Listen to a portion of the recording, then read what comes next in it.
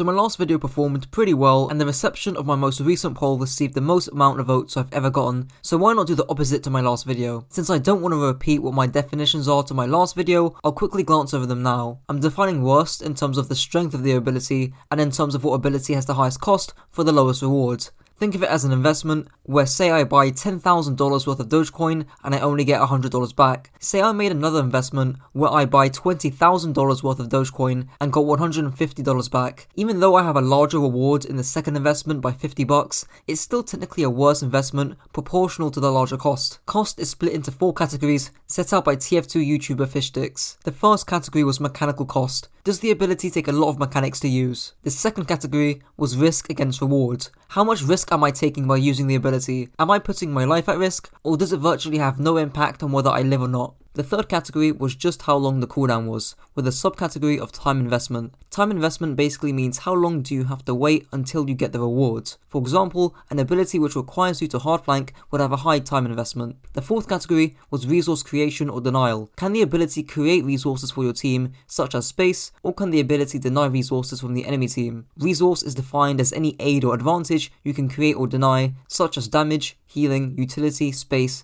time or attention. I'm going to be arguing that Venomine has one of the lowest rewards in the game, and the cost of Venomine, whilst it is low, is slightly higher than other abilities which Venomine may be compared to. I'm not arguing that Venomine is useless, but that it isn't the end of the world if you do forget to place your Venomine. Other abilities that got voted or mentioned alongside Venomine that I'll be comparing it to is Reinhardt's Charge, because some argue that the cost is too high for the rewards, Bap's Regen Burst, and Moira's Damage Orb. I would go over Doomfist's abilities, but since it's so hard to isolate them individually because of the combos you can pull off, I would consider Doomfist for another video. Perhaps the worst hero in the game rather than the worst ability in the game, if that video ever comes. If there's other abilities I don't mention, such as Lucius Aura, which I can't really isolate due to his AMP ability, and Reaper's Shadow Step, it's probably because they're not as bad as you think. If you want some more explanation on those, just ask me down below in the comments. So, let's start off with the mechanical costs, one of the most simple categories. Venomine obviously does not have a high mechanical cost, just plant it on a flank or a corner. Regen Burst is obviously AoE, just make sure you're actually in the 10 meter radius for it to go off. Really, the only single ability that may require some mechanics is Reinhardt's Pin, but really, since you'll be using it for short pins ideally, I don't think the steering of Pin is too high of a mechanical cost. Maybe in Overwatch 2, where we know that his Pin is going to give the player a lot more control. Moira's Orb is, well, Moira's Orb.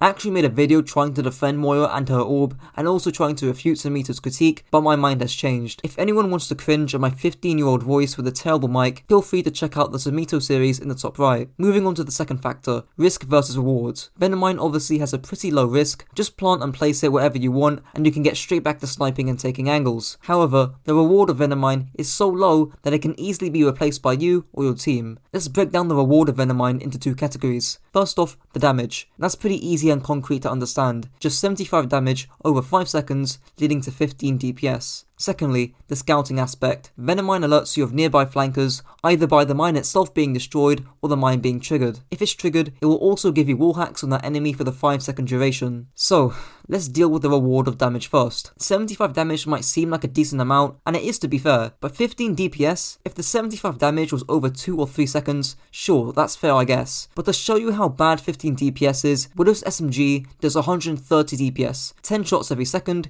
each shot dealing 13 damage. That means if you hit 10% of your shots every second, you would basically be dealing the same DPS as your Venomine. That's your reward. Secondly, the reward of alerting you of nearby flankers, and combined with the damage, this is actually the best part of Venomine. Say you're on Ilios Ruins, a very Widowmaker based map, and you had placed a Venomine by catwalk. A tracer could trigger it, and you might force a recall, so perhaps the reward is worth it. You trade out a forgettable cooldown in exchange for preventing a dive. Pretty good trade, right? Well, that's in an ideal world, and that's the best case scenario for Venomine, which is all too uncommon. First off, you plant a friendly Brigitte there, who should, by the way, be threatening these short sight-line angles in the first place, and she does the same job. Or, instead, Tracer might and should flank by Coast, considering that these tight and closed spaces don't really suit well for her. You might go against a Genji instead, who will dash straight into you, or an Echo looking to close the distance in the air, a Sombra looking to go invis and flank behind. There's just simply too many counterplay options that nullify the reward of Venomine, aside from specific situations. Let's not even forget you have Grapple, a more consistent anti-dive and escape tool than Venomine with a shorter cooldown, and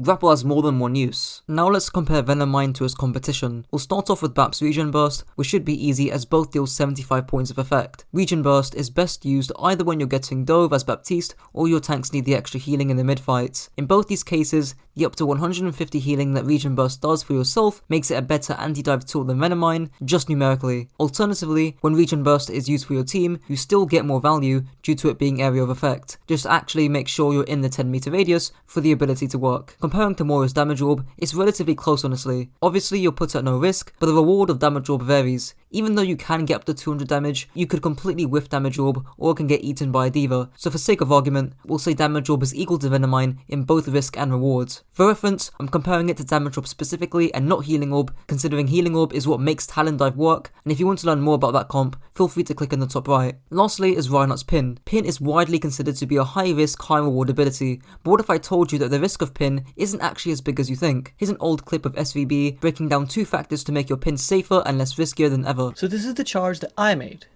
Like I said, a short distance, and considering that my team were very close, I had the payload for cover, and the enemy team was kind of far away, it's a pretty safe charge. The enemy Rein, however, makes a charge like this. Immediately, you can see the difference in length. So they've broken the first rule about the distance of your charge. However, the other problem is that the enemy Rein hasn't considered the angle of the charge either, and now finds themselves completely exposed to lots of source of damage from lots of angles. To add on to that further, any high risk pin you see from Reinhardt's at high level play is often balanced out by the reward they make for their team and the space they create, which I'll detail more on in the resource creation section. The third category is cooldowns. Venomine carries a 15-second cooldown, which, just to put things into perspective, is half as long as Immortality Field and Resurrect. In comparison, Reinhardt's charge is 10 seconds, Moira's Orb is 8 seconds, and BAP's Regen Burst is 13 seconds. In fact, any ability you want to compare with Venomine, I bet it will have a shorter cooldown. I really don't know why the devs felt the need for Venomine to have such a long cooldown, but say for example, if you want to switch the position of your Venomine onto a different flank,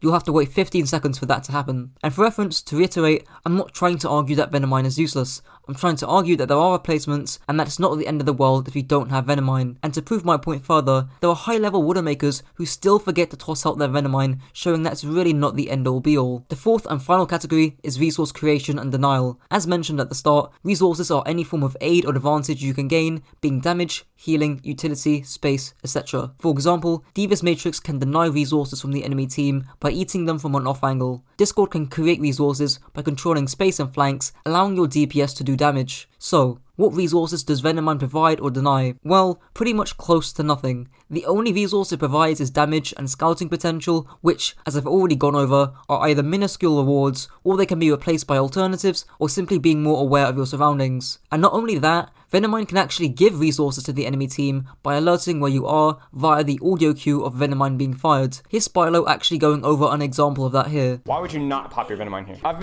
always been a proponent of Venomine. Use it, don't waste it. It's an ability, it gives you information, it's scouting, there's no reason not to.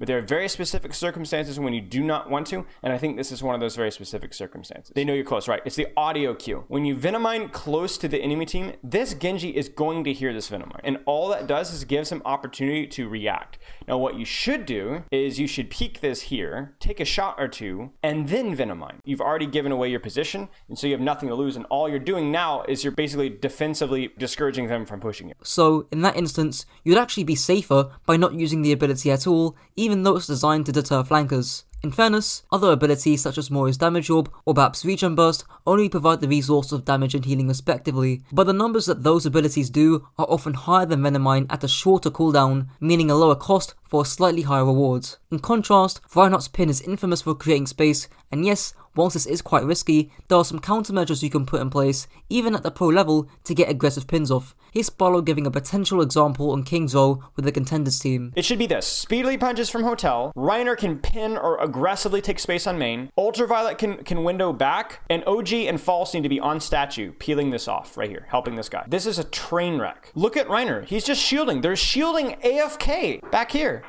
And Wub is just going in. This is a serious disconnect. This kind of play is obviously hyper aggressive and could be considered a feed, but it would work if it got proper support. It's not getting proper support right now. So yeah, that's the video. In conclusion, Venomine has one of the lowest rewards in the game for a cost that, Whilst it is low, it's higher than other abilities in the same reward category as Venom. If you enjoyed the video, feel free to subscribe, like and comment, and if this video helped to raise your IQ, be sure to share it with your friends to also raise theirs. Just like last video, I'll be down below responding to your comments, so let me know your thoughts. Until next time.